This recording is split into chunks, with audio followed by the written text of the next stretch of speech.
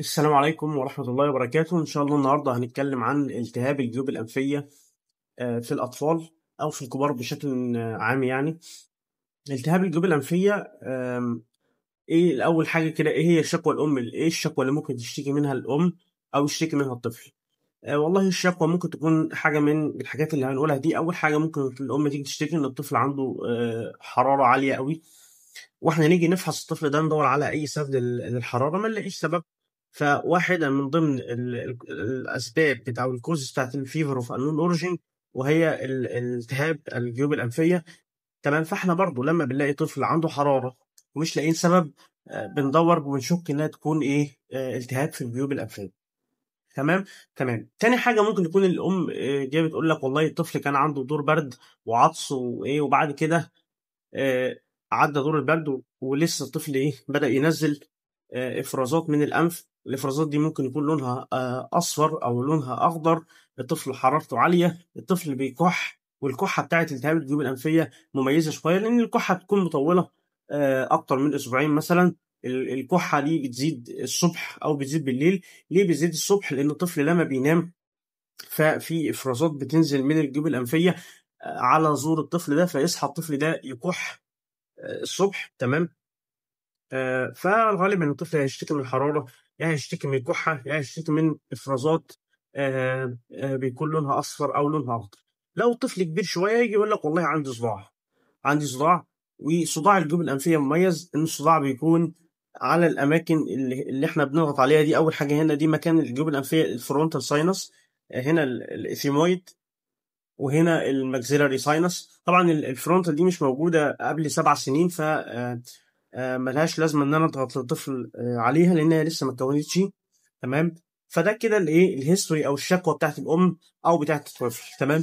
نيجي بقى نتكلم. هنفحص العيل ده. طب العيل ده تفحصه والله، تعيد معدل التنفس، هتلاقي معدل التنفس بتاعه كويس، ما فيهوش اي مشكله. هتسمع صدر الطفل ده هتلاقي صدره كمان كويس. هتبص على زوره ممكن تلاقي ايه، احتقان في الحلق، احتقان في اللوز، حاجه بسيطه جدا. تمام، مفيش حاجه. تمام. ده كده بالنسبه للاكزامينيشن او الفحص. نقيس الحراره، هتلاقي حراره الطفل ده عاليه. ولكن قبل ما نخش في يعني في باقي العلاج وكده، عايزين بس نقول انواع ايه الجيوب الانفيه.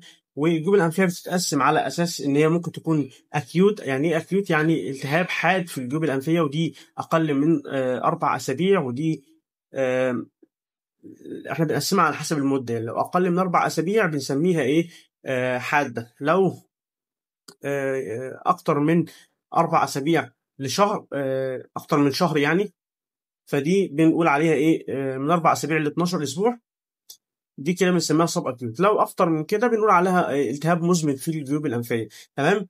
نيجي للحاده اللي هو التهاب الحاد في الجيوب الانفيه، دي بنقول غالبا السبب ايه، يعني دور فيروسي بعد دور برد ولا حاجه. ممكن تكون بكتيريا او ممكن تكون بكتيريا، في انواع من البكتيريا زي الايه الستريبت او الهيموفلس دي مش تفرق قوي يعني. ولكن زي ما قلنا اللي هو الايه الاقل من المزمنه اللي هي من 4 اسابيع ل 12. تمام، هي زي الحاده بالظبط ولكن مطوله شويه. في بقى اللي هو الكرونيك اللي هي الايه المزمنه اللي هي اكتر من 12 اسبوع، ودي غالبا اكتر من حاجه مع بعض. يعني البكتيريا مع حساسيه، مع يعني غالبا الشخص اللي عنده التهاب مزمن ده غالبا عنده حاجه، يعني عنده اكتر من حاجه مع بعض مش حاجه واحده. تمام. نيجي بقى ليه في واحد بقى بيجي له ايه، التهاب اكتر من مره، بيسموه ريكارنت اكيوت ساينوسايتس. ده بيجي له اكتر من 4 مرات في السنه، يعني كل مره تجيله وتخف وتجيله وتخف. تمام. في انواع تانية سبيشال في بعض الناس اللي هم عندهم حساسيه، الرجيك فانجل مثلا ولا حاجه. في ناس مثلا كانت بتعمل مشكله في الاسنان، عنده مشكله في الاسنان اللي فوق ولا حاجه، فتعمل لهم التهاب في الجيوب الانفيه. دي انواع خاصه مالناش دعوه بيها، ولكن احنا عايزين نتكلم على ايه العوامل اللي بتزود قابليه ان الشخص ده يجيله ايه، الالتهاب في الجيوب الانفيه. اول حاجه والله الانفكتيف فاكتورز. يعني ايه انفكتيف فاكتورز؟ يعني ان الطفل يجيله دور ايه، دور برد. يعني ايه دور برد؟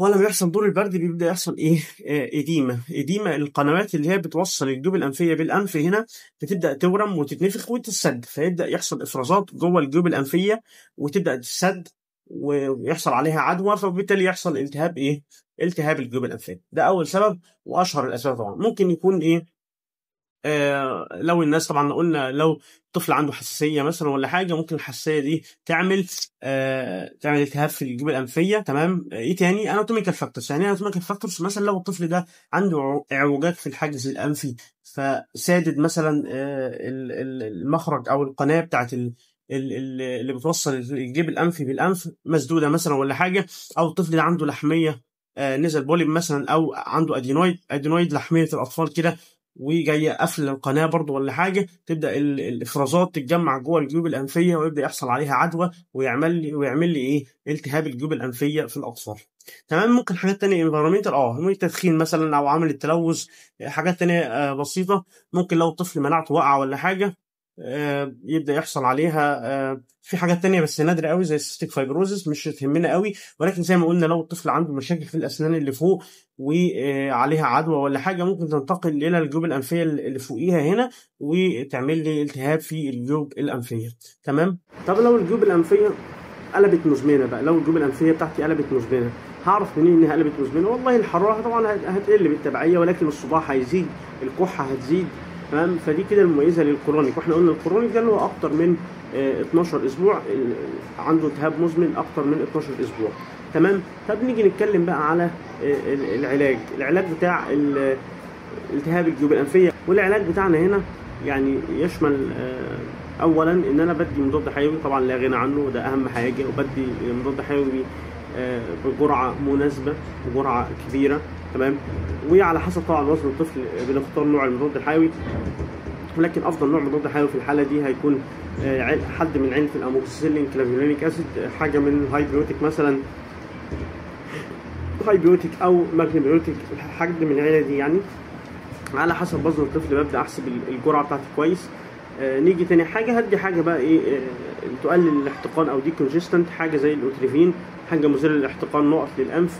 تمام. ايه تاني؟ ممكن ندي بقى حاجه خافض حراره، سواء كان بايرال او ستال، شرب. تمام. او دروبس، على حسب طبعا ايه الطفل اللي قدامي. ممكن ادي حاجه للكحه بقى، ممكن ادي بقى سواء كان ايه، هدي بقى حاجات من الايفيبرونت او الايه ايفرسبان، او حاجات الهربة او البلسم او الحاجات دي. ده ملخص. ممكن ادي انتي هيستامينز، ممكن ادي انتي هيستامينز. ايه الانتي هيستامينز دي؟ حاجه بتاعت الحساسيه، ممكن استخدمها، بتقلل الاحتقان او بتقلل الاديمه في القنوات بتاعت الجيوب الانفيه، وبالتالي يسهل تصريف المخاط او الافرازات اللي موجوده جوه الجيوب الانفيه.